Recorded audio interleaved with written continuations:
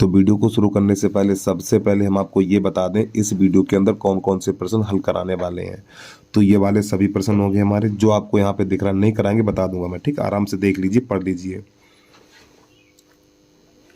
ठीक। ये सभी प्रश्न हल कराने वाले हैं, एक एक प्रश्न कराऊंगा मैं।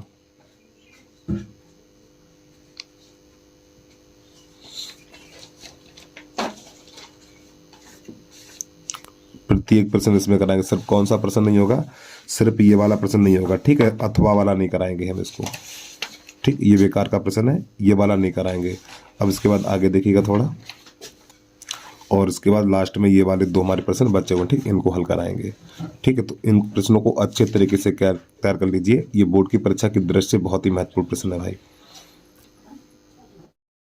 सभी प्यारे बच्चों को नमस्कार। तो इस वीडियो में क्लास 10th मैथ के वेरी मोस्ट इम्पोर्टेंट प्रश्नों को हल कराने वाला हूँ। अगर आप ये प्रश्न सीख लेते हो तो बेटा 70 में 50 नंबर का करके आओगे बोर्ड की परीक्षा में। तो बस वीडियो को शुरू से लेके एंड तक देखिएगा, जिससे कि आपको एक एक सवाल समझ में आ जाए। तो ज़्यादा ना समझे तो वीडियो की शुरुआत करते हैं। तो प्रश्न नंबर हमारा पहला है, यहाँ पे लिखा हुआ है निम्नलिखित बारंबारता बंटन सारणी में आंकड़ों का समांतर माध्य 21.5 हो तो के का मान ज्ञात कीजिए। तो प्यारे बच्चों, यहाँ पे हमें ये समांतर माध्य दिया हुआ है और ये हमें एक सारणी दी हुई है, ठीक है। तो हमें के का मान ज्ञात करना, तो इस प्रश्न को कैसे करें जरा ध्यान समझिएगा, ठीक है। अब पेपर को थोड़ा साइड पे लगाते हैं।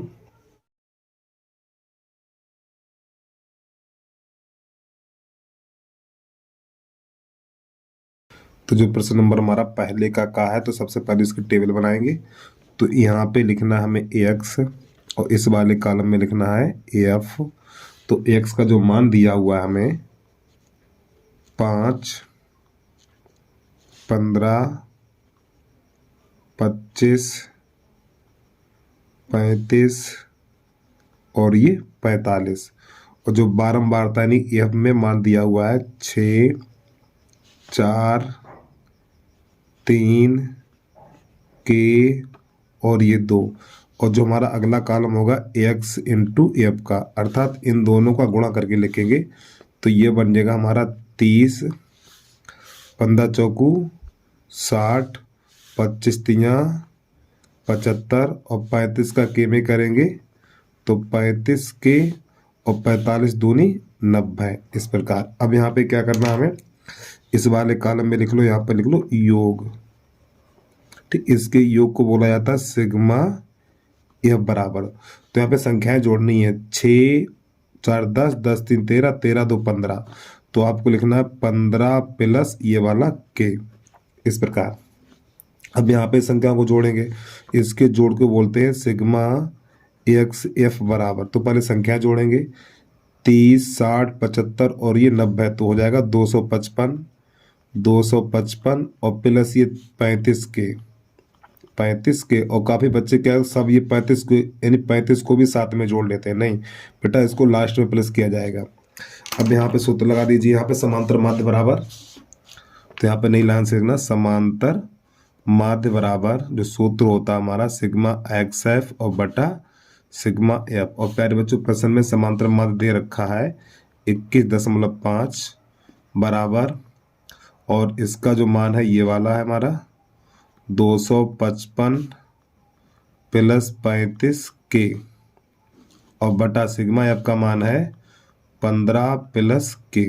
अब इसका गुणा कराइए, तो इसके नीचे कर लो एक, तो इसका गुणा इसमें करो, तो ये तो हो जाएगा 255 प्लस 35 के बराबर। अब इसका गुणा इसमें करेंगे, ठीक है। तो 15 गुणा 5 में करेंगे तो 15 पन्ना 75 हासिल 7, 15 एकन 15, 15 7 22 हासिल 2 और 15 दूनी 30, 2 32। और प्यारे बच्चों, दशमलव से पीछे एक आएंगे तो यहाँ पे लग जाएगा दशमलव।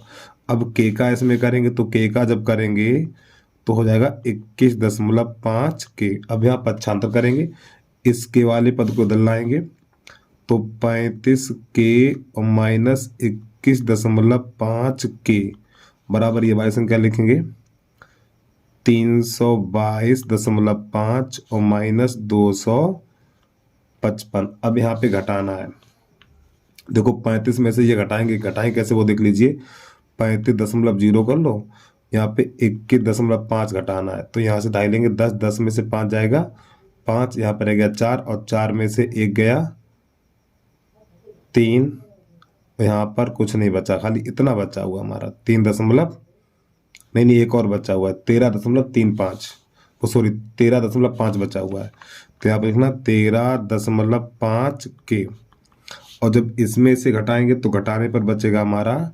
67.5। और प्यारे बच्चों ये वाली संख्या भाग में चली जाएगी, तो यहाँ पे हमें लिखना है के बराबर 67.5 और बटा 13.5। अब देखो दशमलव से पीछे अंक समान है तो दशमलव हट जाएगा हमारा, तो के बराबर 675 बटा 13.5। अब ये 135 पंजे 675 होता तो 5 बार चला जाएगा, तो के बराबर 5 निकल के आ जाएगा। तो इस प्रकार ये हमारा पूरा प्रश्न हल हो जाता है। ठीक है, चलिए भाई इस प्रश्न को हल करने के बाद अगला प्रश्न देखिएगा। वीडियो को रोक के आराम से नोट कर लिया करो भाई। अब प्रश्न नंबर पहले का खा देखिए, जो आपको स्क्रीन पे दिखाई दे रहा है, तो यहाँ पे लिखेंगे पहले का खा। क्या कह रहा देखिएगा इसको आप, यहाँ पे कह रहा के किस मान के लिए, के किस मान के लिए समीकरण, यहाँ पे लिखा हुआ 3, नहीं 2 है, ठीक 2 कर लो भैया, 2x² माइनस के और x माइनस 1 बराबर 0 के मूल बराबर है। प्रश्न कह रहा है के मूल बराबर है, तो प्यारे बच्चों यहाँ पे क्या करना है, हमें पहले के का अंदर गुणा करेंगे यहाँ पर, तो हो जाएगा 2x² माइनस के एक्स, और ये माइनस माइनस प्लस के बन जाएगा बराबर 0। और जब मूल समान है तो हमें लगाना है b² माइनस 4ac बराबर 0। ठीक, जब मूल समान होंगे तो प्यारे बच्चों यहाँ पे b का मान कितना है, b का मान माइनस के है। ठीक है, ये a का मान है और ये c का मान है, तो मान लगा दीजिए। तो b की जगह पे लिखना माइनस के का वर्ग, फिर -4, a की जगह पे 2 और c की जगह पे k और बराबर 0। इस प्रकार अब यहाँ से क्या करना है हमें, ये k² हो जाएगा और माइनस ये बन जाएगा 4 दूनी 8 के और बराबर 0। ठीक, अब प्यारे बच्चों यहाँ से हम k कॉमन लेंगे, यहाँ से k कॉमन लेंगे, जब k कॉमन लेंगे तो ये हो जाएगा k माइनस 8 और बराबर 0। तो यहाँ पे 1 तो निकलेगा, ये k बराबर 0, फिर एक k माइनस 8 बराबर 0 और k बराबर 8। तो यही हो गया प्रश्न का हल हमारा। ठीक है, चलिए इस प्रश्न के बाद अगला देखिएगा, प्रश्न नंबर 3, यानी पहले का गा, जो आपको स्क्रीन पे दिखाई दे रहा। और प्यारे बच्चों छोटी सी रिक्वेस्ट है, यदि आपने अभी तक यूट्यूब चैनल को सब्सक्राइब नहीं किया तो यूट्यूब चैनल को सब्सक्राइब करके बेल आइकन घंटी को प्रेस कर लीजिए भाई। ठीक है, प्रश्न नंबर पहले का गा देखिएगा, आपको बोर्ड की परीक्षा में ऐसे करके डाल देना। ठीक है, और जाना ओवर राइटिंग नहीं दिखाना है, नहीं तो कलाकारी दिखाते रहो प्रश्न डालने में ही। पहले का गा, तो यहाँ पे कह रहा है एक वृत्त के चतुर्थांश का क्षेत्रफल ज्ञात कीजिए। एक वृत्त के चतुर्थांश का क्षेत्रफल ज्ञात कीजिए जिसकी परिधि 44 सेंटीमीटर है। तो प्यारे बच्चों परिधि क्या होती है, परिधि होती है हमारी, यानी परिधि 44 दी है और परिधि होती है 2πr। परिधि को 2πr लिखा जाता है बराबर 44। तो यहाँ से हम r का मान निकाल लें, किसका मान निकालेंगे, r का मान, या एक काम करो पाई का मान भी लगा दो, 2 गुणा 22/7 और r बराबर 44। पाई का मान 22/7 होता है ना, और 22 44, तो ये बनेगा हमारा 44/7 इंटू r और बराबर 44। तो प्यारे बच्चों ये 44 से 44 कट जाएगा, तो यहाँ पे r/7 बराबर 1, तो 7 का गुणा इधर करेंगे तो r बराबर हो जाएगा 7 सेंटीमीटर। ये त्रिज्या बन के तैयार हो गई हमारी। ठीक है, अब यहाँ पे लिखना हमें चतुर्थांश किसका पूछ रहा था, ये चतुर्थांश का क्षेत्रफल पूछ रहा है। ठीक, चतुर्थांश का क्षेत्रफल, तो यहाँ पे लिखेंगे चतुर्थांश का क्षेत्रफल, चतुर्थांश का क्षेत्रफल होता है 1/4 पाई आर स्क्वायर। देखिए प्यारे बच्चों, अगर आपको सूत्र याद नहीं, सवाल लगाने में दिक्कत होगी, आपको बता रहा हूँ, सूत्र याद कर लीजिए अच्छे तरीके से। तो 1/4 पाई का मान 22/7 और इस आर का मान कितना है, आर का मान 7 है, तो 7 × 7, ये 7 से 7 काट दीजिए और चाहो तो और काटो, 2 दूनी 4 और 2 एकन 2 तो 11 सत्ते 77, 77/2, ठीक है, वर्ग सेंटीमीटर। अगर आप इतना छोड़ के चले जाते हो आपका एक भी नंबर नहीं कटेगा, बता रहा हूं मैं, ठीक है। अगर थोड़ा और आगे कर लेते हो तो और अच्छी बात है। इसका इसमें भाग लगाएंगे तो ये 3 दूनी 6, 3 दूनी 6 दो बार जाएगा, ठीक है, 3 दूनी 6 3 बार जाएगा हमारा, एक बचा और 3 × 8 = 16, यानी 38.5 सेंटीमीटर स्क्वायर, ठीक है। अगर इतना छोड़ दे तो कोई दिक्कत नहीं है और इतना कर दोगे तब भी कोई दिक्कत नहीं, नंबर आपका एक भी नहीं कटेगा। चलिए इस प्रश्न के बाद अगला प्रश्न देखिएगा। प्रश्न नंबर है हमारा पहले का गा गमला, उसको देखिए आप। पहले का गा गमला नहीं, घा घड़ी है, ठीक है, इसको देखिए। तो यहाँ पे लिखेंगे पहले का घा घड़ी, ऐसे बोर्ड की परीक्षा में नंबर लिखना है आपको, घा नहीं लिखना, पहले का घा। अब यहाँ पे कह रहा सिद्ध कीजिए कि 5 + √3 एक अपरमेय संख्या है। तो यहाँ पे लिखेंगे माना 5 + √3 एक परमेय संख्या है। जब ये हमारी परमेय संख्या है तो परमेय संख्या को p/q के रूप में लिखा जाता है। तो नई लाइन से लिखना है 5 + √3 बराबर p/q। वो आगे लिखना है जहां p तथा q सह अभाज्य पूर्णांक है, ठीक है, और q ≠ 0। अब यहाँ पे क्या करना है प्यारे बच्चों, इस 5 को भेजो उधर, ठीक है, यानी अंडरूट वाली संख्या अकेली रखनी पड़ेगी आपको। तो √3 को यहीं रखो तो ये जाएगा p/q और -5, ठीक। अब इसका गुणा इसमें कर देंगे तो √3 बराबर p - 5q और बटा q। तो इस प्रकार ये प्यारे बच्चों हमारा प्रश्न हल हो जाता है। तो नई लाइन से लिखना हमें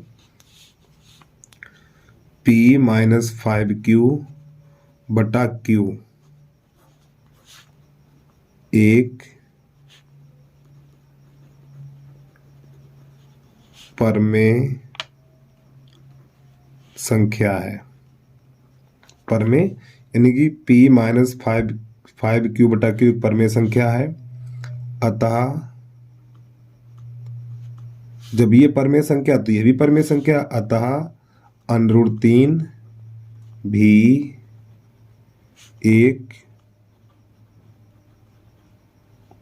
परमेय संख्या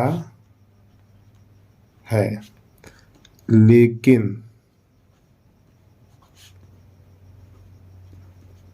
विरोधाभास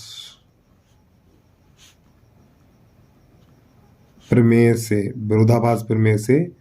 √3 एक अपरमेय संख्या है। इसलिए 5 + √3 भी एक अपरमेय संख्या है। तो इस प्रकार ये हमारा प्रश्न हल हो जाता है, ठीक है, जल्दी से नोट कर लीजिए। अब इसके बाद अगला प्रश्न देखिएगा आप लोग। प्रश्न नंबर पहले का 5वां है, ऐसी दो संख्याएं ज्ञात कीजिए जिनका योग 28 हो। तो प्रश्न में देखो 28 दिया हुआ है, 28 की जगह हम 27 करेंगे तब इसका आंसर निकल के आएगा, अन्यथा इसका आंसर नहीं निकल पाएगा, ठीक है। और गुणनफल 182 हो। तो यहाँ पे लिखेंगे माना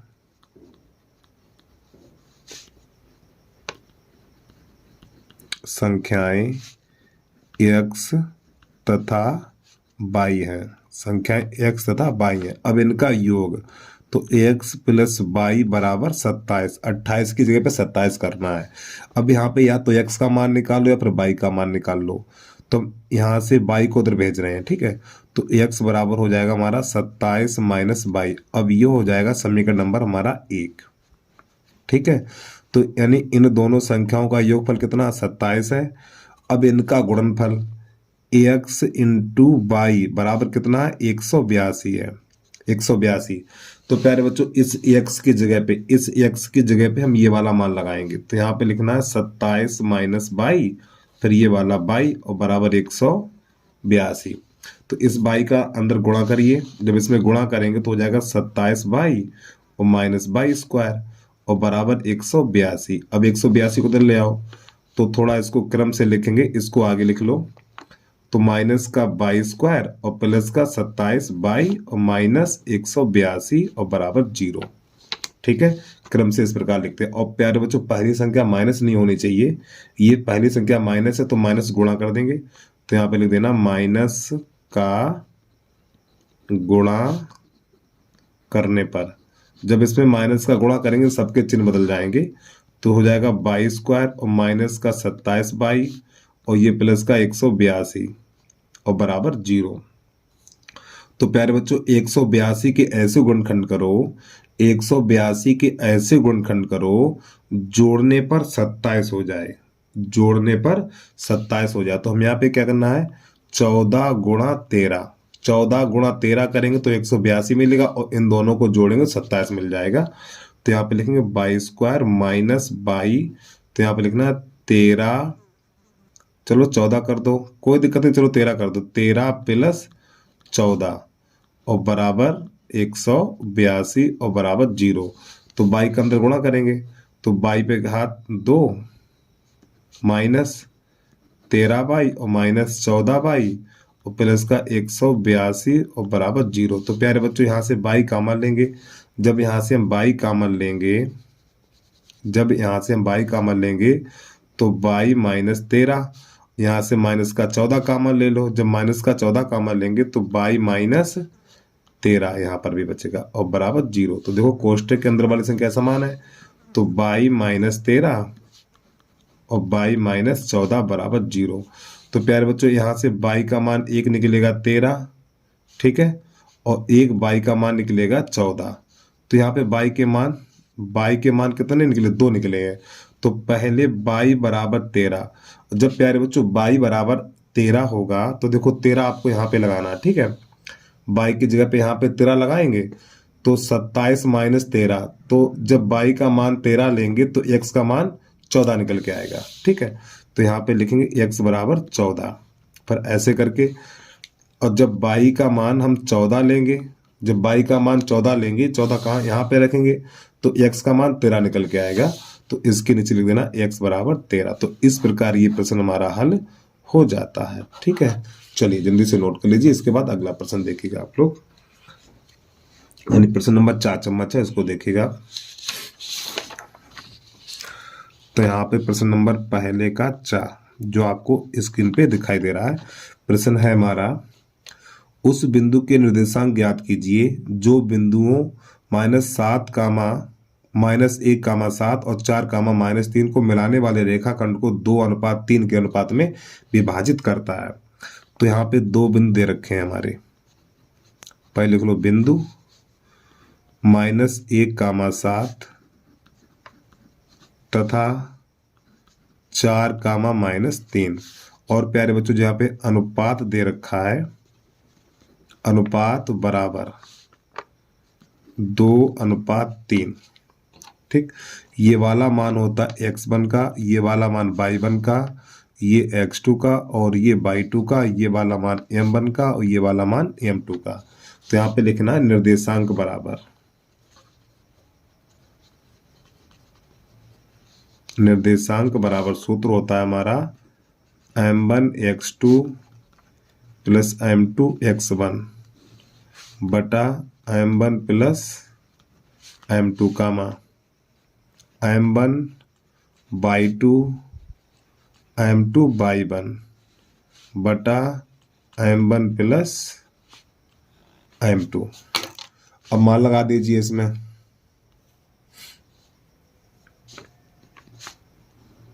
m1 का मान कितना 2 है, x2 का मान 4 है, प्लस m2 का मान 3 है, x1 का मान -1 है, और बटा m1 का मान 2, m2 का मान 3, कामा फिर m1 का मान 2 बाई 2 का मान -3 प्लस m2 का मान 3 और बाई 1 का मान 7, और नीचे यही संख्या रहेगी 2 प्लस 3, कोष्टक बंद। हल कर दीजिए इसको, तो ये तो बनेगा हमारा 8 प्लस -3 और बटा 5, कामा 3 दूनी 6 माइनस का 6 और 7 दूनी 14 और बटा ये भी हो जाएगा हमारा 5। 3 दूनी 6 और 7, सॉरी माफी चाहता हूँ प्यारे भैया, 7 तियां 21 होगा यार, 7 तियां 21 कर लो भैया, 7 तियां 21 है, ठीक है। आप लोग अपना सही लिख लीजिए, 21 है ये। अब यहाँ पर तो ये बचेगा हमारा 5 बटा 5। अब प्यारे बच्चों 21 में से ये 6 जाएगा तो 15 बचेगा प्लस का, और 15 बटा हो जाएगा ये 5। तो ये काम करने के बाद 5 एकन 5, 5 एकन 5, 5 एकन 5, 5 तियो 15, तो इसका जो आंसर निकलेगा 1,3। तो ये इसका हल हो गया, ठीक है। और प्यारे बच्चों जब आप पेपर देने जाओ तो एक व्हाइटनर लेके जाना, ठीक है। अगर छोटी मोटी गलती हो जाए, सवाल थोड़ी ना पूरा काटेंगे, तो यहाँ पे आप व्हाइटनर लगा सकते हो, ठीक है, जिससे कि आपको थोड़ा समय बच जाएगा। नहीं तो पता लगे कट्टा पेटी सवाल में एक गलती हुआ पूरा काट दिया, तो ऐसा नहीं करना, व्हाइटनर ले जाना, नहीं आध गलती है तो वहाँ पे लगा देना। चलिए इस प्रश्न के बाद अगला प्रश्न देखिएगा। अब यहाँ से प्रश्न नंबर 2 चलेगा हमारा, उसको देखिए आप। तो प्रश्न नंबर 2 का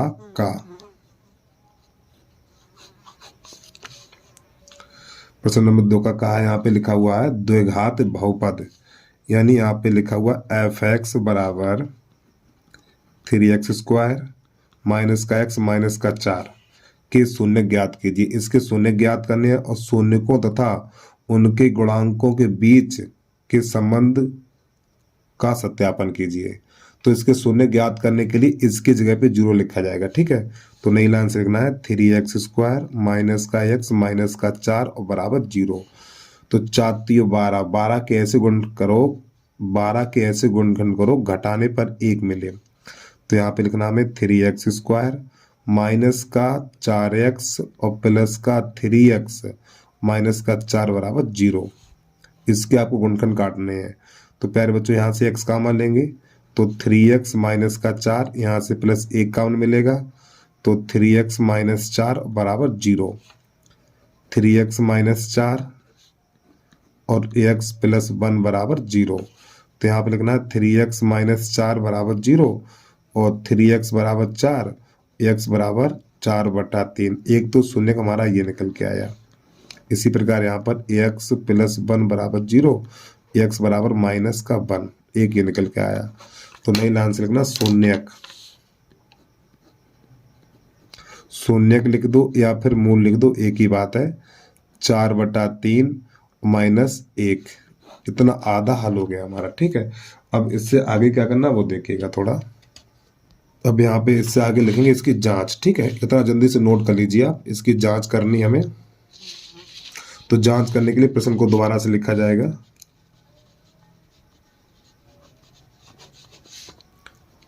three x square minus x minus का 4 बराबर 0। तो प्यारे बच्चों ये हमारा मान a का है, यहाँ पे b का मान 1 है, c का मान ये है। a बराबर लिखना 3, यहाँ पे 1 होता है, ठीक है, और b बराबर -1 और c बराबर माइनस का 4। अब ये जो हमारे मूल निकले ना, इनको अल्फा और बीटा मान लिया जाएगा। तो इसी के नीचे लिख लो अल्फा बराबर 4 बटा 3 और बीटा बराबर -1, ठीक है। तो नई लाइन से लिखना मूलों का योगफल। प्यारे बच्चों ये क्या हमारे, ये हमारे मूल, ठीक, ये है हमारे मूल। मूलों का योग फल बराबर -b/a और मूलों का योगफल अल्फा प्लस बीटा बराबर -b का मान कितना -1 है और a का मान 3 है। तो ये माइनस माइनस प्लस तो 1/3 और प्यारे बच्चों अल्फा का मान 4/3 और बीटा का मान -1 है। तो इसको हल कर लो, इसका गुणा इसमें इसका इसमें, तो 4 - 3 और बटा 3 और बराबर 1/3 और 4 में से 3 घटाएंगे तो 1/3 और बराबर 1/3। ठीक है, अब यहाँ पे मूलों का योगफल हो गया। अब लिखेंगे मूलों का गुणनफल। उसको देखिएगा, मूलों का गुणनफल, मूलों का गुणनफल c/a। तो यहाँ पे लिखना अल्फा इंटू बीटा बराबर c/a। तो अल्फा का मान कितना है 4/3 और बीटा का मान -1 है। तो 4/3 और गुणा -1 बराबर, और c का मान -4 है, a का मान 3 है, तो -4 और बटा 3। अब 4/3 का गुणा -1 में करेंगे तो -4/3 बराबर -4/3। तो इस प्रकार ये हमारा प्रश्न हल हो जाता है। ठीक है, चलिए जल्दी से नोट कर लीजिए, इसके बाद अगला प्रश्न देखिएगा आप।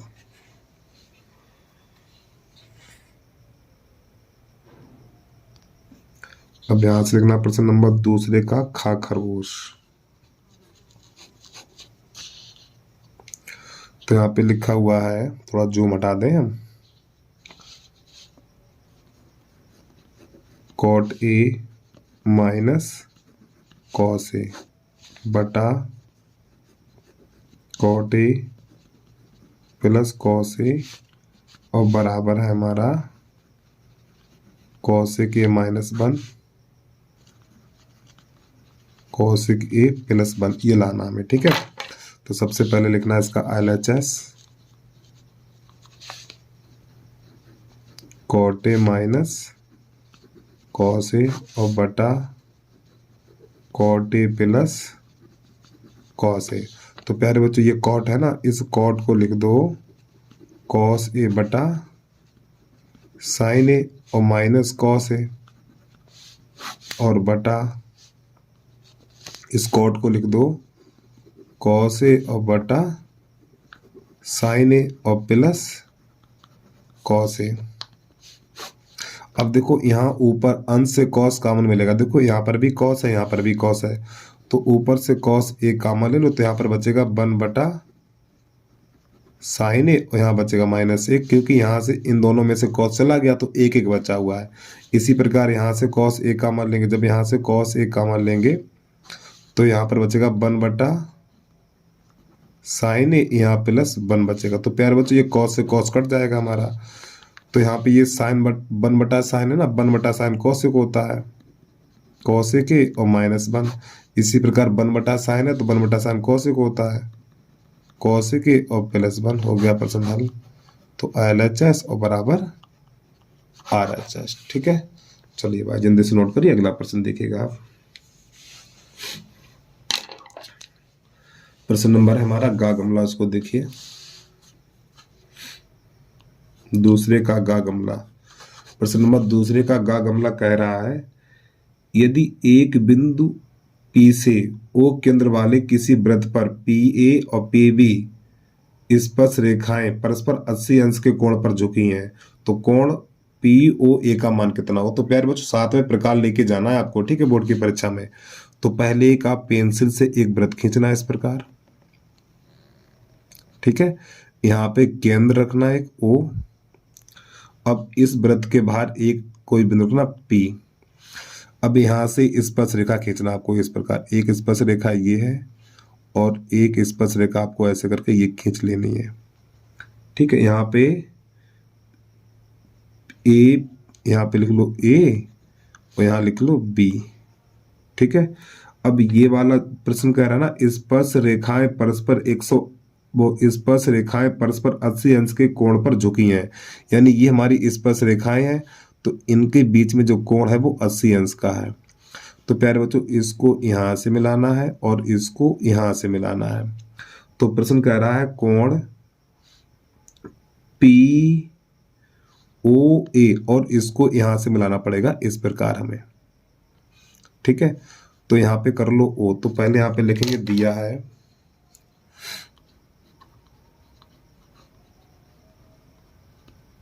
है ओ केंद्र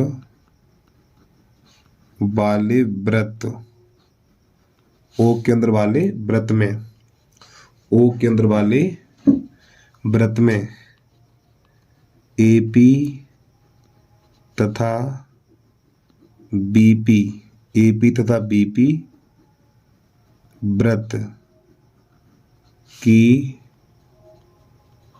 स्पर्श रेखाएं हैं, और उसके बाद कोण ए पी बी बराबर 80 अंश, यानी ये वाला कोण 80 अंश दिया हुआ है। तो नई लाइन से लिखना, ज्ञात करना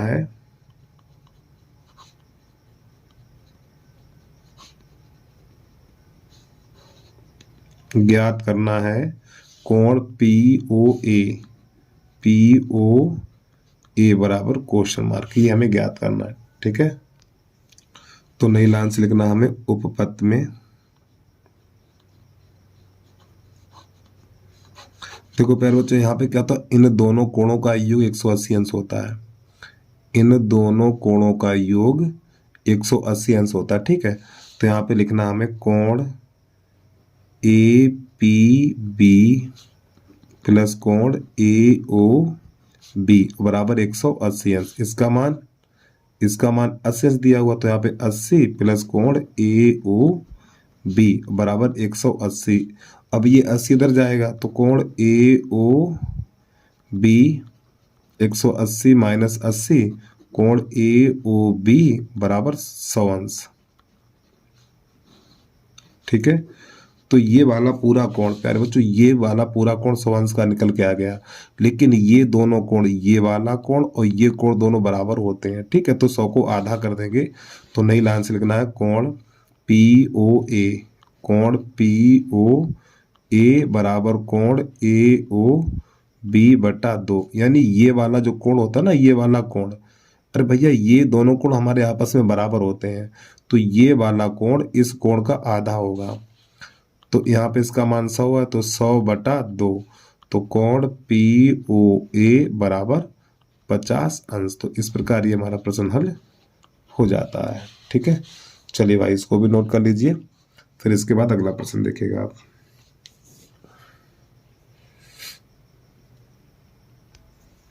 अगला प्रश्न है हमारा दूसरे का घा घड़ी।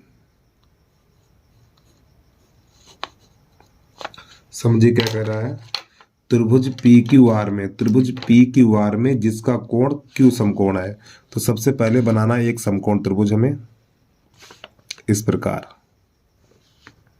तो प्रश्न करा क्यू समकोण है, तो क्यू तो आपको यहाँ पे लिखना है, अब यहाँ पे पी यहाँ लिख लो और आर यहाँ लिख लो इस प्रकार, तो ये तो बन गया 90 अंश का कोण हमारा। फिर यहाँ पे कह रहा है P Q 5 centimetre, P Q यानी ये वाली भुजा प्यारे बच्चों 5 है हमारी। ठीक है, और इसके बाद आगे कुछ और दे रखा है, यानी कि इन दोनों का योग है हमारा 25। चलिए समझिए कैसे करना है इसको हमें, तो पहले यहाँ पे लिख लो P R plus Q R बराबर 25, यानी कि इन दोनों भुजाओं का योग 25 है। तो प्यारे बच्चों हम इस वाली भुजा को x मान लें, हम x, कितना x, तो जब इसको x मानेंगे तो क्यू आर बराबर 25, हमने किसको x माना, पी आर को x माना, तो पी आर हमारी यही तो है, तो आपको यहाँ पे लिख देना x। ठीक है, अब क्या करना है, क्यू आर को यानी इसको x को उधर भेज दो, तो क्यू आर बराबर हो जाएगा 25 माइनस एक्स, तो ये क्यू आर है, तो क्यू आर का मान कितना 25 माइनस एक्स, तो आपको यहाँ पे लिख देना है 25 माइनस एक्स। तो इस प्रकार इस त्रिभुज में हमें तीनों भुजाएं ज्ञात हो जाती हैं। तो यहाँ पे लिखेंगे समकोण त्रिभुज पी क्यू आर में पाइथागोरस प्रमेय लगानी। ठीक है, पाइथागोरस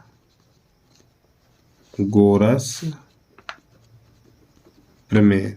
पाइथागोरस प्रमेय होती है हमारी कर्ण का वर्ग, आधार का वर्ग प्लस लंब का वर्ग। तो 90 अंश के सामने वाली भुजा कर्ण कहलाती है। तो यहाँ पे एक्स स्क्वायर और बराबर आधार 5 का वर्ग और प्लस लंब 25 माइनस एक्स का होल वर्ग। इस प्रकार तो ये हो जाएगा एक्स स्क्वायर प्लस 25, यहाँ पर 25 a square plus b square minus 2ab यानी ए माइनस बी का होल वर्ग। तो ये तो बन जाएगा 625 और प्लस एक्स स्क्वायर और माइनस का 50x। तो प्यारे बच्चों ये एक्स स्क्वायर से एक्स स्क्वायर मारा जाएगा, ठीक है। अब इन दोनों को जोड़ देंगे, नहीं थोड़ी गलती कर दी, यहाँ बराबर का चिन्ह होगा, ठीक हमारा यहाँ पर ये वाला बराबर का चिन्ह होगा। तो यहाँ तो बचेगा 0, इधर 0 बचेगा। तो इस 50x को दिल लाओ तो ये प्लस का हो जाएगा, 50x बराबर हो जाएगा, इन दोनों को जोड़ेंगे 650 हो जाएगा। तो प्यारे बच्चों ये 0 से 0 काट दो, फिर 5 एकन 5 और 5 एकन 5, 5 तियो 15, तो x बराबर 13 निकल के आ जाएगा। और ये वाला मान हमें कहाँ कहाँ लगाना है, देखो ये वाली भुजा कितनी निकली है, 13 निकली है हमारी। x बराबर लिख दो यहाँ पे 13। अब यहाँ पे 13 रखेंगे, x की जगह पे 13 रखेंगे तो ये वाली भुजा कितनी 12 मिलेगी हमें। तो प्यारे बच्चों ये वाली भुजा कितनी है 13 है। 90 अंश के सामने वाली भुजा कर्ण कहलाती है, ठीक है।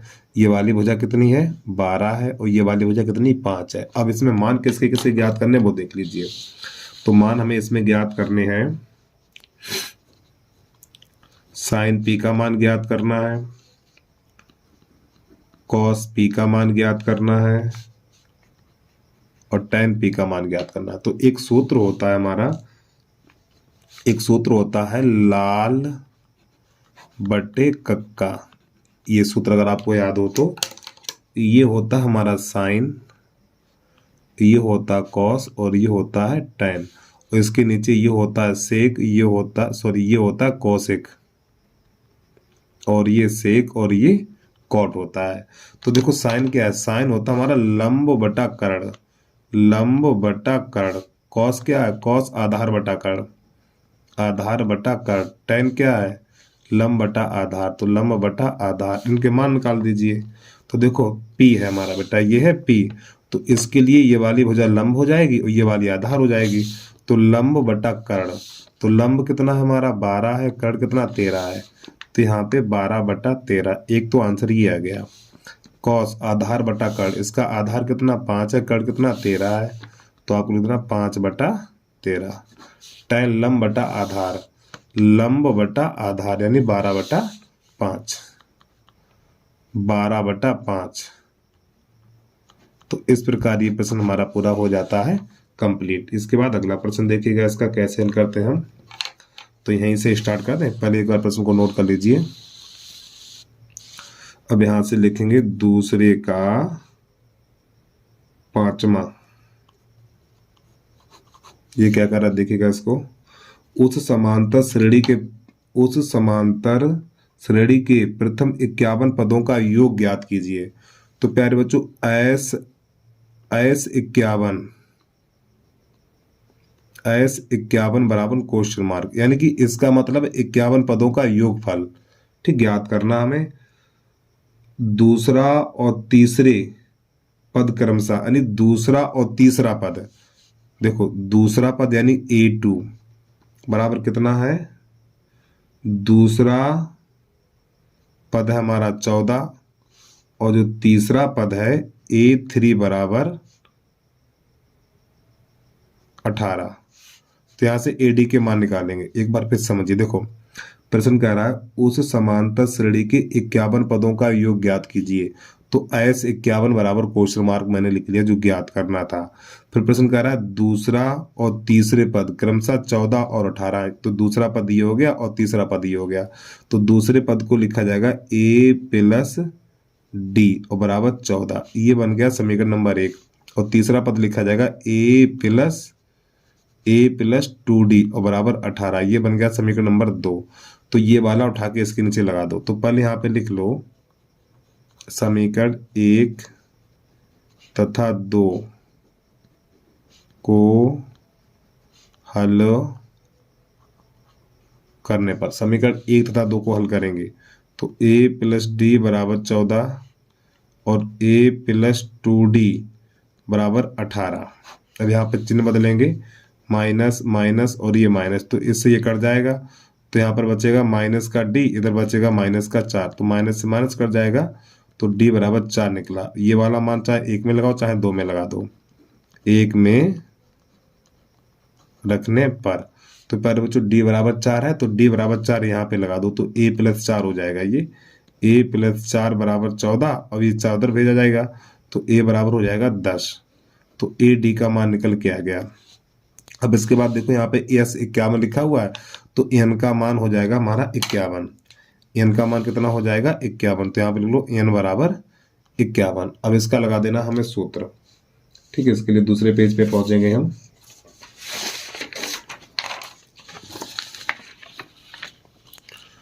तो जो सूत्र होता है हमारा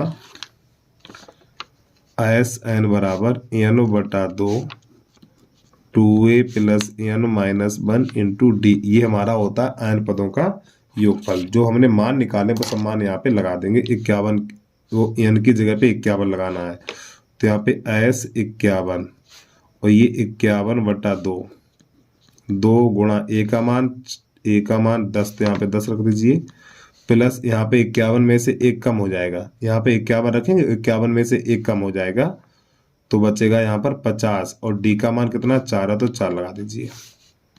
तो ये 51 बटा 2 और ये बन गया हमारा 20 और ये बन गया 200, ठीक है, 5 चौक भी 200 बन गया। तो 51 बटा 2, तो इनको जोड़ेंगे तो ये बनेगा 220, तो 2 एकन 2, 2 एकन 2, 2 एकन 2 और ये 0 गुणा करा दीजिए अब इसका, तो 11 एकन 11, 11 पन्ना 55 और 1 56 और ये वाली 1 0, तो प्यारे बच्चों जो इसका आंसर निकला है 56 10 निकल के आ गया है। चलिए भाई जल्दी से नोट करिए, इसके बाद अगला प्रश्न देखिए।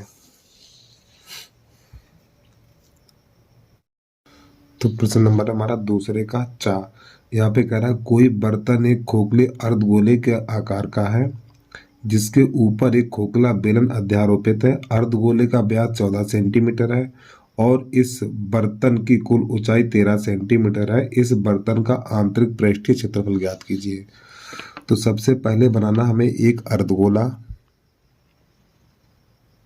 ठीक इस प्रकार, और प्यारे बच्चों इस अर्धगोले के ऊपर एक खोखला बेलन रखना, हमें इसके ऊपर रखना एक खोखला बेलन, ठीक है।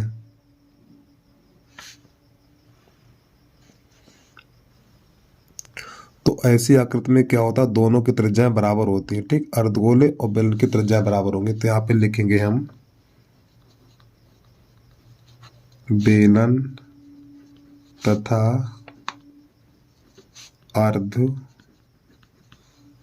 गोले की त्रिज्या समान है, ठीक है। बेलन तथा अर्धगोले की त्रिज्या समान है। तो यहाँ पे जो अर्धगोले का व्यास दे रखा, अब आपको पता व्यास को 2r लिखा जाता है, तो 2r बराबर 14 और 2 एकम 2, 2 सत्ते 14, r बराबर 7 सेंटीमीटर, ठीक है। यानी कि जो त्रिज्या निकली 7 सेंटीमीटर निकली है।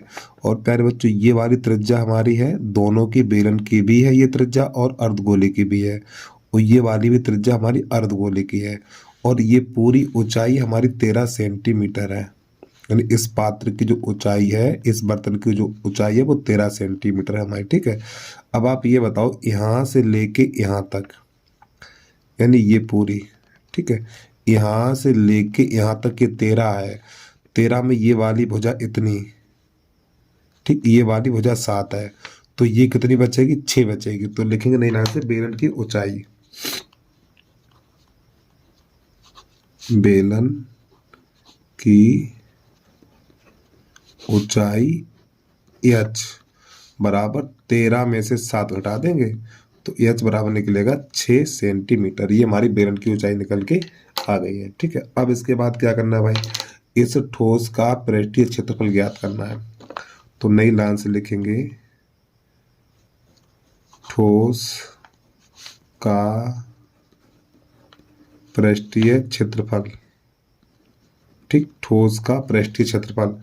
अब इसमें क्या क्या शामिल है देखो, एक अर्धगोला और एक बेलन है। तो यहाँ पे अर्धगोले का वक्रपृष्ठ 2πr/h।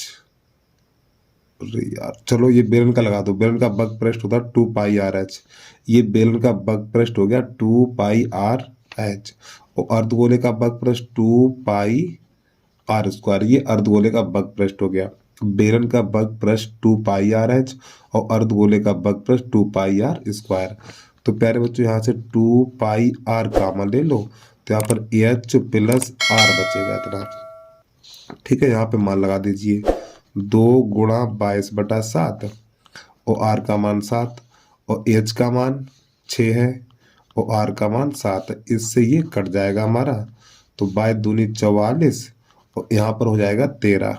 गुणा करा दीजिए इसका, 13 चौकू 52, 13 चौकू 52 हासिल 5 और 13 चौकू 52, 52 में 5 जोड़ेंगे 57, ठीक, सेंटीमीटर स्क्वायर। तो बस इस प्रकार ये हमारा प्रश्न हल हो जाता है। ठीक है, जल्दी से नोट कर लीजिए।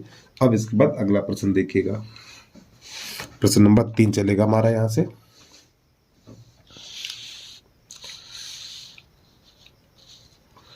तो प्रश्न नंबर 3 है, इसको देखिएगा। प्रश्न नंबर 3 कह रहा है सिद्ध कीजिए कि किसी वृत्त के परिगत समांतर चतुर्भुज समचतुर्भुज होता है।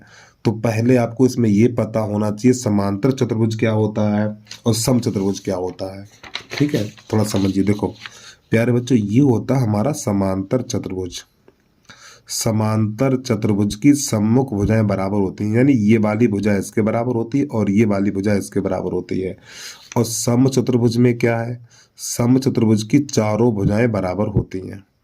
समचतुर्भुज की चारों भुजाएं बराबर होती हैं। ठीक, ये हमारा समांतर चतुर्भुज है और ये समचतुर्भुज है। समांतर चतुर्भुज में सम्मुख भुजाएं बराबर होती हैं और समचतुर्भुज की चारों भुजाएं बराबर होती हैं। ठीक, अब प्रश्न को हल करें। सिद्ध कीजिए कि किसी वृत्त के परिगत समांतर चतुर्भुज समचतुर्भुज कहलाता है। तो सबसे पहले आपको एक वृत्त खींचना होगा। ठीक, प्रकाल के द्वारा खींचिएगा आप लोग। अब इसके परिगत एक समांतर चतुर्भुज बनाना है हमें।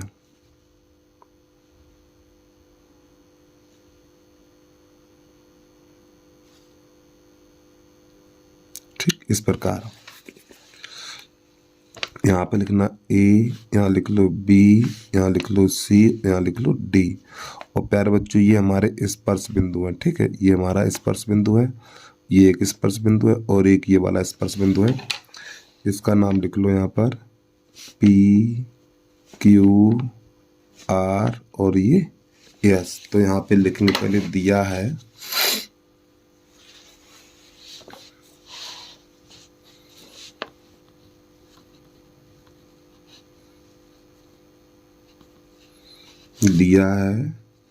वृत्त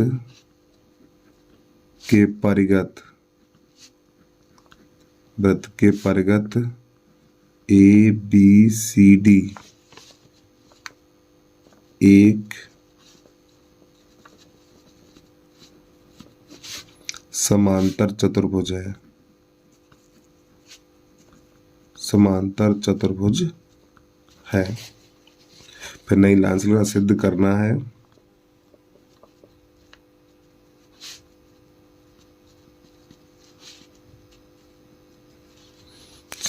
है चतुर्भुज ए बी सी डी एक सम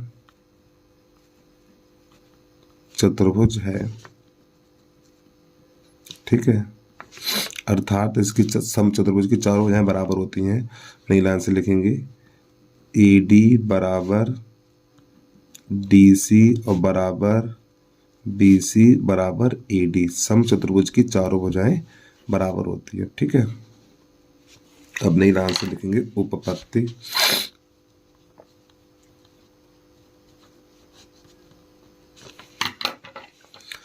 तो यहाँ पे लिखेंगे चतुर्भुज ए बी सी डी एक समांतर चतुर्भुज है। ठीक है, और प्यारे बच्चों जब ये समांतर चतुर्भुज है तो समांतर चतुर्भुज की सम्मुख भुजाएं बराबर होती हैं, ठीक है। तो यहाँ पे लिखना हमें AD बराबर BC, यानी ये वाली भुजा इसके समांतर होगी, यानी बराबर होगी, ये वाली भुजा इसके बराबर होगी और ये वाली इसके बराबर होगी। तो लिखना AD बराबर BC समीकरण नंबर 1 तथा DC बराबर AB, ये समीकरण नंबर 2। समांतर चतुर्भुज की सम्मुख भुजाएं बराबर होती हैं। तो नई लाइन से लिखेंगे, देखो ये हमारी वृत्त की स्पर्श रेखा है प्यारे बच्चों, ये वृत्त की स्पर्श रेखा पूरी हमारी। तो ये देखो ये वृत्त की स्पर्श रेखा, ये वाली वृत्त की स्पर्श रेखा है हमारी, ठीक है। और ये दोनों आपस में बराबर होती हैं। इसी प्रकार ये वृत्त की रेखाएं हैं, वृत्त की स्पर्श रेखा है, ये दोनों आपस में बराबर होती हैं। इसी प्रकार ये वाली वृत्त की स्पर्श रेखाएं, ये दोनों आपस में बराबर होती हैं। तो यहाँ पर हम क्या लिखेंगे, DO बराबर DP, ठीक। यहाँ पे लिखना चाहो तो इधर से लिखना स्टार्ट कर दो, AP बराबर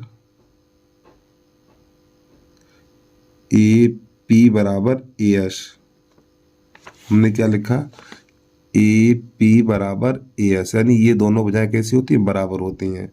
इसी प्रकार लिखना हमें DP और बराबर DQ, यहाँ पे लिखना हमें D यानी PD बराबर DQ। ये समीकरण नंबर 3 कर लो और ये समीकरण नंबर 4 कर लो। यानी देखो ये वाली भुजा इसके बराबर है और ये वाली भुजा इसके बराबर है।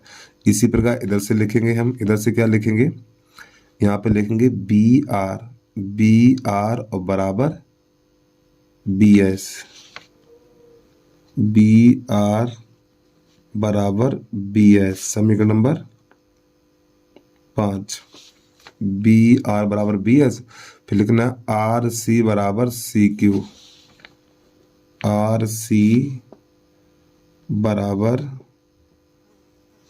RC बराबर CQ, ठीक। तो ये बना लो नंबर 6, ठीक। अब यहाँ पे इन सबको जोड़ेंगे, तो यहाँ पे थोड़ा दूरी पे यहाँ पे लिख देना है कौन कौन सा, 3 4 5 6 प्यारे बच्चों, 3 4 5 और ये 6, इनको हम जोड़ रहे हैं।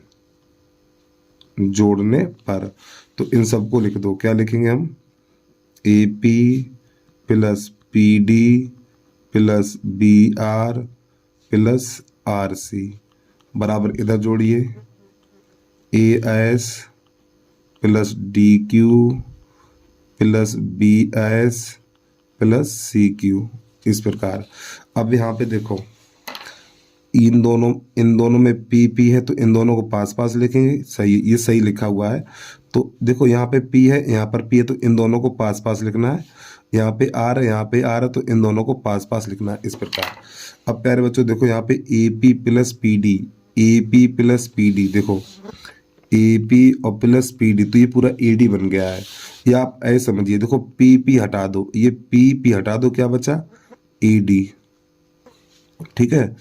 इसी प्रकार यहाँ पे ये R निकाल दो, जो हमारा स्पर्श बिंदु है, देखो यहाँ पे R है ये स्पर्श बिंदु, तो इन दोनों को हटा देंगे, जो स्पर्श बिंदु से हटा दीजिए आप, R हटा दो, यहाँ पे बचा BC बराबर।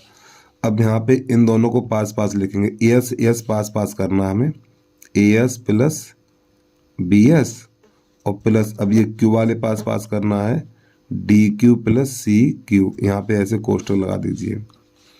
तो यहाँ पे लिखेंगे AD प्लस BC बराबर, AD प्लस BC बराबर, यहाँ पे ये S हटा दो तो यहाँ पर AB बचा हुआ है, यहाँ पर Q हटा दो तो यहाँ पे DC बचा हुआ है। अब प्यारे बच्चों देखो यहाँ पर क्या करेंगे हम, जो हमने समीकरण नंबर 1 और 2 बनाए थे, तो यहाँ पे देखो DC यानी BC है ना, BC, तो BC की जगह या AD की जगह BC लगा सकते हैं आप, AD की जगह पे BC लगा सकते हो। तो ये AD है तो AD की जगह BC लगा दो, तो BC प्लस BC। अब यहाँ पे देखिए जो डी सी है ये वाला डी सी, तो डी सी की जगह पे ए बी रख सकते हो, तो यहाँ पे लिख देंगे ए बी और प्लस ए बी। अब इनको जोड़िए तो ये बन जाएगा 2BC और बराबर 2AB। तो प्यारे बच्चों ये इससे कट जाएगा हमारा, तो यहाँ पे हो जाएगा AB बराबर AC, AB बराबर AC। ठीक है, तो जब ये AB बराबर AC हो जाएगा, अब नई लाइन से लिखना है इसको, समीकरण नंबर कर लो 5 6 7 हो गया हमारा। ठीक, तो नई लाइन से लिखना है समीकरण 1, 2 तथा 7 से, समीकरण 1, 2, 7 से, तो तीनों यानी चारों वजह बराबर कर देना है आपको, जो ये लिखा हुआ ना ये इसको लिख देना बस। तो यहाँ पे लिखेंगे AD बराबर DC बराबर BC बराबर AD। ठीक है, तो नहीं ला सकेंगे इस प्रकार चतुर्भुज ABCD एक सम चतुर्भुज है। बस इसमें इतना ही आपको करना है। ठीक है, चलिए जल्दी से नोट कर लीजिए, इसके बाद अगला प्रश्न देखिएगा आप लोग।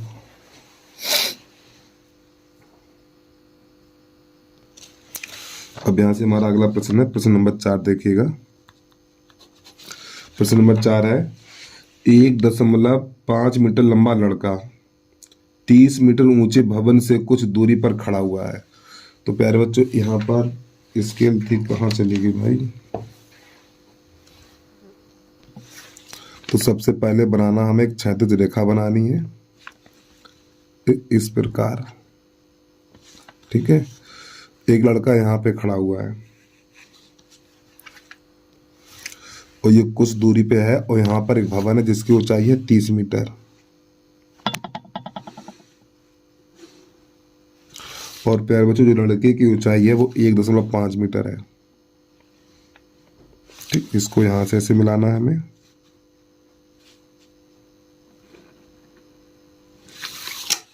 यहां से, तो यहां पे लिख लो, और इसको यहां से मिलाना है। जब वह ऊंचे भवन की ओर जाता है तब उसकी आंख से भवन के शिखर का उन्नयन कोण 30 से 60 हो जाता है। ठीक, सही है, इसको यहां से मिलाना है इस प्रकार। तो ये वाला कोण कितना है 30 अंश है। फिर ये लड़का यहां से यहां पे आ जाता है।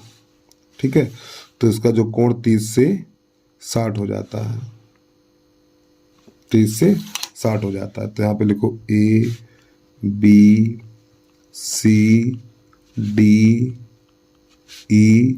और यहाँ पे लिखेंगे F।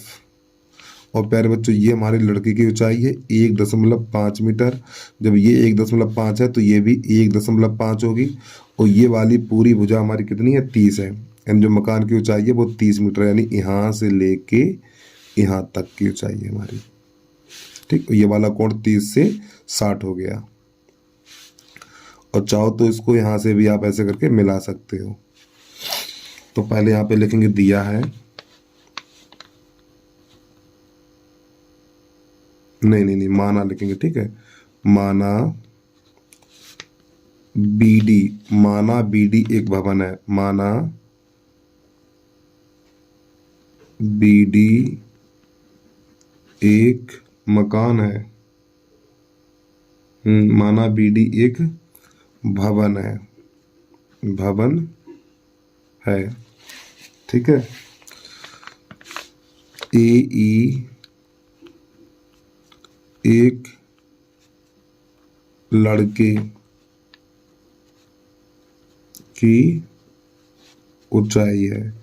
तो इसमें जो हमें ज्ञात करना है, बताइए कि वह भवन की ओर कितनी दूरी चल कर गया, यानी ये वाला मान ज्ञात करना है प्यारे बच्चों में, ये ज्ञात करना है। ठीक है, तो ये वाली दूरी x कर लें, जब ये वाली दूरी x है तो ये वाली दूरी y कर लो फिर।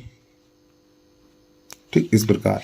अब एक बात समझिएगा, मेरी बात को देखो ध्यान समझिएगा प्यारे बच्चों, यहाँ से लेके यहाँ तक 30 है, यहाँ से लेके यहाँ तक 30 है, और 30 में ये इतना कम हो जाएगा, तो ये वाली जो दूरी बचेगी हमारी 28.5, कितना बचेगा 28.5, ये वाली दूरी बचेगी हमारी। ठीक, अब इसको हल करिए। तो सबसे पहले समकोण त्रिभुज ले लो, यही वाला ले लो, ठीक है।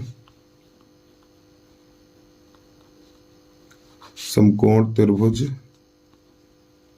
एफ सी डी में, ये हमारा बिंदु यहाँ पे एफ है, ठीक है, एफ सी डी में। तो यहाँ पे tan 60 लगाएंगे, tan 60 तो हो जाएगा 28.5 और बटा 22 कितना, और tan 60 का मान √3 है, तो 28.5 बटा 22। अब यहाँ पर क्या होगा, इन दोनों के स्थान चेंज कर दो, तो 22 बराबर 28.5 बटा √3 और परमेकड़ कर दो √3 बटा √3, तो 22 बराबर ये हो जाएगा हमारा 28.5 √3 और बटा 3। अब ये 3 से काटो, 3 एकम 3, 3 एम 27 और दशमलव 3 पंजे 15, तो ये हो जाएगा 22 बराबर 9.5 √3 मीटर। लेकिन मान हमें कौन सा ज्ञात करना है, इस x का मान ज्ञात करना है। अब लिखेंगे समकोण त्रिभुज ई एफ डी, नहीं, ई सी डी में, ई सी डी में समकोण त्रिभुज ई सी डी में, तो यहाँ पे लिखना हमें tan 30, तो 28.5 और बटा x प्लस 22 इस प्रकार, और tan 30 का यहाँ पे, हाँ ठीक सही है, tan 30 का मान 1 बटा √3 बराबर 28.5 बटा, इस x का मान कितना है पता नहीं, लेकिन y का मान निकाल चुके हैं हम 9.5 और ये √3 इस प्रकार। इसका गुणा इसमें करेंगे तो x प्लस 9.5 √3 बराबर इसका इसमें करेंगे तो 28.5 √3। अब इसको उधर भेजिए तो x बराबर हो जाएगा 28.5 √3 माइनस 9.5 √3। तो x बराबर घटाइए, 5 में से 5 जाएगा 0 हो जाएगा। अब ये 19 बचेगा हमारा, 19 √3 मीटर। तो प्यारे बच्चों ये आ गया इसका आंसर, ठीक है। और इतना ही करना, आगे कुछ नहीं करना आपको इसमें। चलिए इस प्रश्न के बाद अगला प्रश्न देखिएगा। 5 में से 5 जाएगा 0, ठीक है, और 18 में से 9 जाएगा 9, लो हो गया गलत, 18 में से 9 जाएगा 9 ही बचेगा, हाँ ठीक सही है, और एक ये रह गया 19 √3 मीटर। इसके बाद हमारा अगला प्रश्न उसको देखिएगा आप लोग। यहाँ से प्रश्न नंबर हमारा है 5, उसको देखिए। यहाँ पे लिखा हुआ है एक थैले में 5 लाल गेंदें हैं और कुछ नीली गेंदें हैं। यदि इस थैले में से नीली गेंद निकालने की प्रायिकता लाल गेंद निकालने की प्रायिकता की दोगुनी है, तो थैले में नीली गेंदों की संख्या ज्ञात कीजिए। तो यहाँ पे जो इसमें दी है लाल गेंद बराबर, लाल गेंद है हमारे पास 5, ठीक है, पूरा लिख लो, लाल गेंद बराबर कितनी है 5 है, और इसमें नीली गेंदें भी हैं, कुछ नीली गेंदें,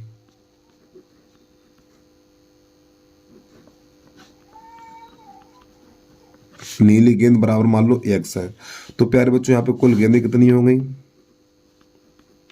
कुल परिणाम या कुल गेंदें, कुल गेंद बराबर होंगी 5 + x, ठीक है।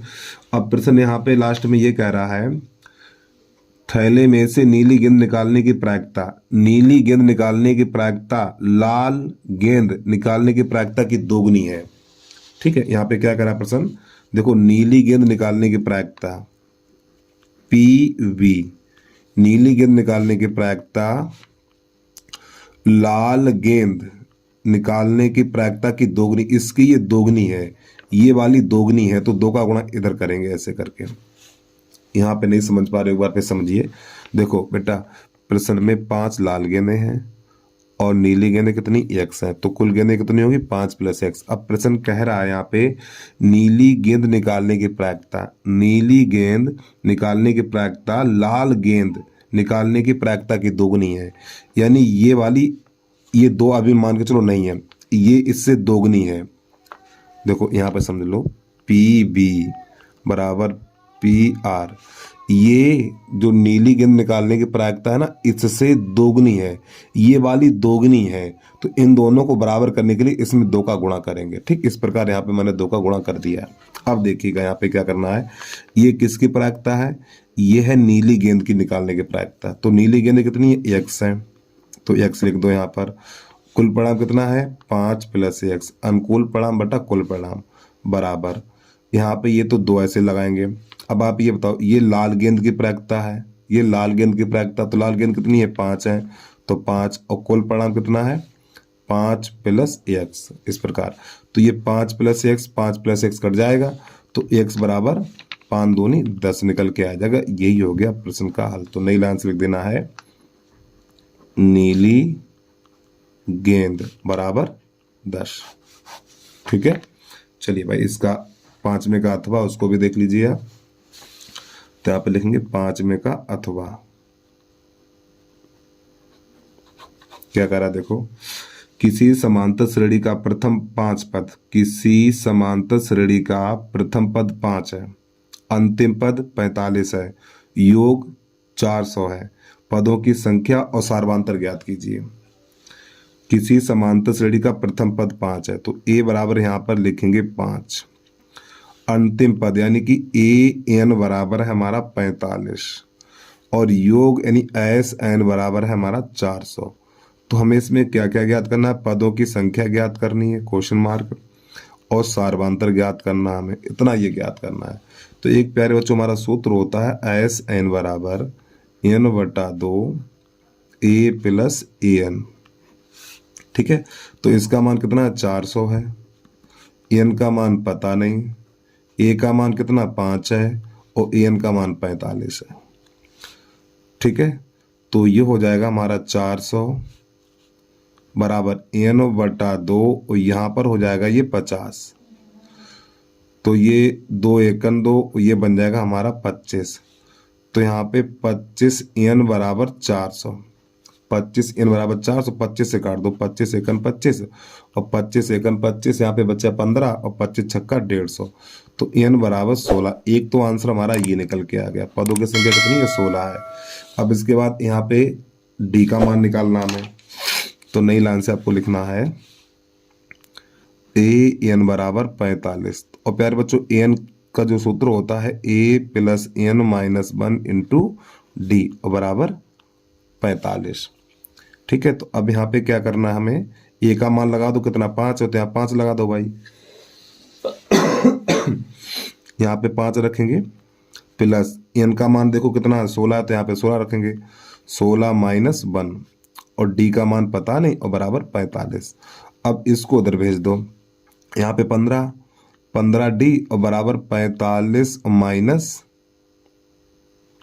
5, तो 15d बराबर ये तो हो जाएगा हमारा 40। बेटा इसका भाग लगा देंगे, तो d बराबर 40/15। अब ये 5 से काट दो, 5 × 15, और 5 × 40, तो d बराबर निकलेगा 8/3। तो प्यारे बच्चों इस प्रकार ये हमारा प्रश्न हल हो जाता है। तो उम्मीद है आपको यहाँ तक समझ में आ गया होगा। तो प्यारे बच्चों यदि आपको वीडियो पसंद आया है तो वीडियो को लाइक करने के साथ साथ यूट्यूब चैनल को सब्सक्राइब जरूर कर लीजिए। तो बस प्यारे बच्चों आज के लिए इतना ही। जय हिंद, जय भारत।